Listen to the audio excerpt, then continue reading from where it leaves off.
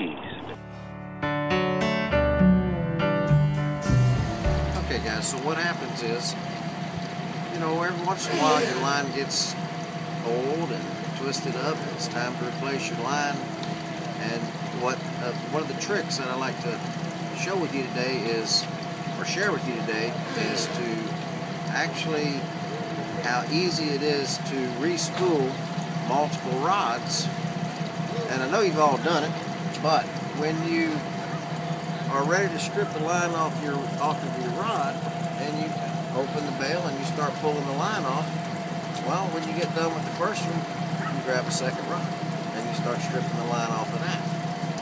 But if you go ahead and if you have the ability to take 4 of your rods all at one time, like we have here, now when you're stripping your line, you're stripping all 4 reels with the same number of strokes.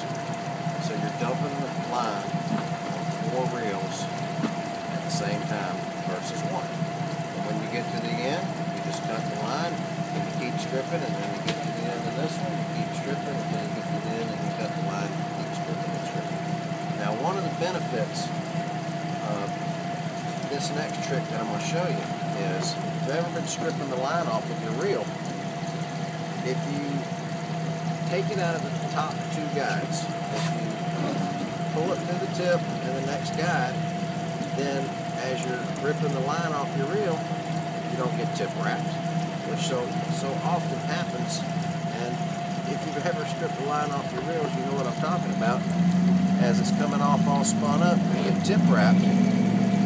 So the point I'm making is, go ahead and pull it out of the tip and the second guide, and you'll notice on all those rods up there, that's what I've done, is I've pulled it out, and now there's no chance of getting the tip wrap that so commonly happens when you're stripping the line off your reels. So we're stripping all 4 rods at one time, and it just makes life real easy, guys. Now that we've got all the line off of your reels, it's time to put the line back on. So I personally like to use Onday. That's my line of choice. I take the pink Onday. This is 30-pound test. That's what I'm currently spooling my reels with right now. It's 30. And I have a little trick that I'd like to show you about spooling the reels. Alright, so what I'm going to do, guys, is I actually make a little spider hitch. A little short spider hitch, maybe 12 to 13 inches long.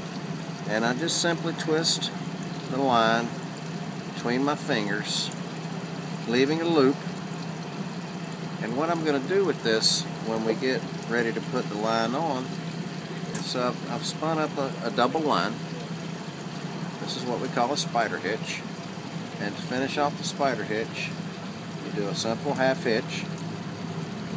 You go over your thumb 3 times. And then we're going to pass this loop through the loop that we just made. Now, I'm going to slowly pull those loops off of my thumb, and I've made what's called a spider hitch. Now, the benefit of making the spider hitch for spooling your reel is to give you a double line at the actual spool. A lot of people just tie a single line to their spool. If you tie a single line to your spool and you ever have a big fish take you all the way down to the knot, hope you got a good knot. If not, bye-bye fish. And that's just the way it is. Unfortunately, we'll have about 300 yards of line hanging off the back of the fish, and that's not a good thing, but it does happen. So by producing this spider hitch, we're going to, again, just like I showed you on stripping the reels, when you spool your line, leave the tip and the first guide down out of the equation. Start at the second guide down, third guide down, spool it through here. Now, with this bail mechanism open and the loop, we're just going to do a very simple loop-de-loop. We're just going to pass the double line through the loop and place it on an open spool. Now, instead of a knot, you've got a double line on your spool, so that if you ever get down to the very end in the middle of a fight, you got a little bit of additional strength to keep that fish from breaking you off. There you go, lots of strength. Now, you will learn that there is actually the right way and the wrong way to put that line on.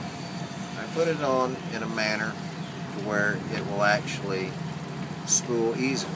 If you notice that the way that you put that loop on there, and you try spooling your reel, and you're just line is spinning on the spool, unhook it and flip the loop over 180, because right now it's just spinning around my spool.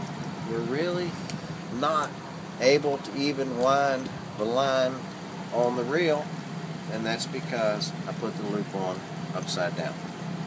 So, in that case, take your double line off, flip it the other way, and then when you go to wind it on, it does not slip around the reel.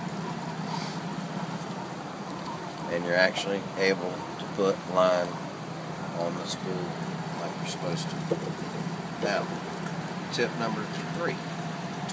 If you notice the spool here, when you're spooling a spinning rod, you want the line to come off of the spool counterclockwise.